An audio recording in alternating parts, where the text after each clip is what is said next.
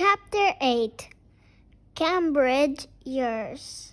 In the early 90s, few women went to college, and no blind, deaf woman had ever completed college. But Helen was determined to be the first, and she knew just where she wanted to go. Radcliffe. It was just the sister school of Harvard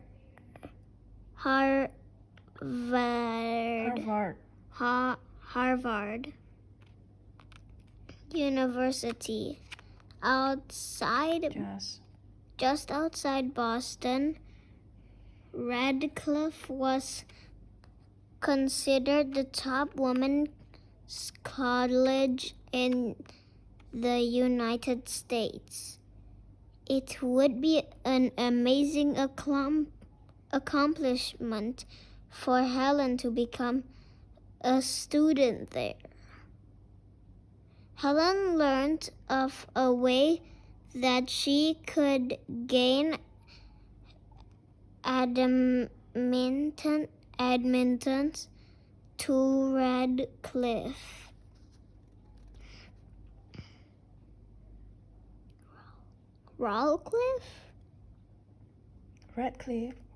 Radcliffe? Okay. There was a school.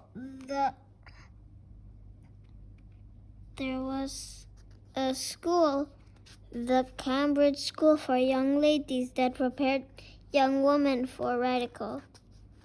Annie went to see Arthur Gilman, the head of the Cambridge School. She pleaded with him to take Helen as a student. Surprised by the request, he said that he would think over it. Think it over. Think it over? Whoa. Helen and Annie had no choice but to wait. His answer could determine Helen's future. It was during this time that Helen's father died. Helen wanted to rush home for the captain's funeral, but her mother wouldn't permit it. It was summer when many contagious diseases thrive in the South. Helen's mother did not want to risk Helen's health, so Helen had to stay in Massachusetts and grieve for the captain. Then at last, Gilman gave his answer. Helen was accepted. For the first time, Helen felt afraid of going to the school. What if she did not do as well as the other girls? What if she failed? At first, Helen seemed like any other student at one of the dorms. Helen made friends. Some of the girls learned the manual alphabet so they could talk to Helen. She joined them in games and took long walks with them. Helen studied English history, Latin, and German. But few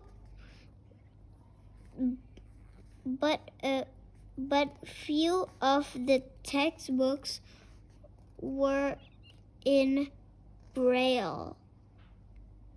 Annie had to read each one to her.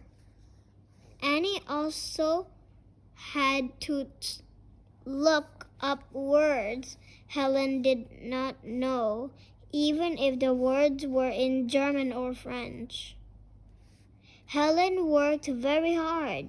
She studied day and night. She wanted to finish school in 3 years. Was she working too hard? Most students spent 5 years at Mr. Gilman's school, stubborn as always. Helen refused to back down. The constant study took its toll.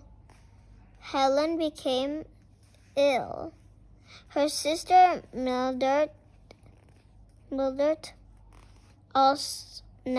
also attended the school. Mildred noticed that Helen seemed weak and was always tired. Mrs. Keller became alarmed. Was Annie pushing her daughter too hard? Mrs. Keller met friends of Helen's. Should she take Helen away from Annie? Mr. Gilman thought so. Helen and Annie had been together for almost 10 years. Whenever Helen went, Annie did too. Perhaps it was time for Helen to make a break with the teacher, perhaps. Helen did not want the teacher to leave. Helen felt she would be lost without the teacher. Matt, if the teacher it was big letter, it means it's a calling somebody. It means this is Annie, teacher Annie. Okay? Okay. If it's teacher with small t, it's just teacher, like normal teacher. Okay? This one is calling person. Okay? That's why it's big letter. That's all. Okay. She was not sure. In the end, Mrs. Keller sided with Annie. Helen would remain with Annie.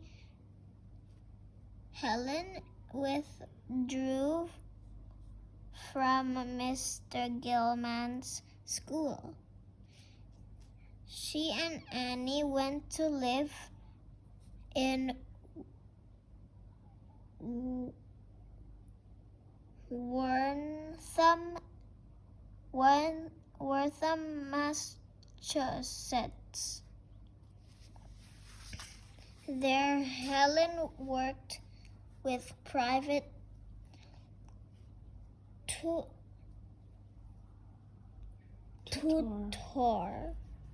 Nothing would stop Helen from entering Radcliffe.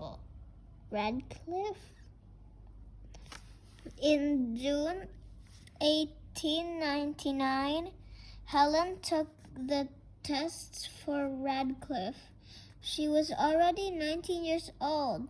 Many freshmen at Radcliffe were only 18. Helen was afraid that she had failed, but she passed with good marks. Finally, on June 4, 1899, the acceptance of the letter came. The fireworks for the holidays seemed to be just for Helen, but the Dean of Radcliffe suggested that Helen wait for a year before entering.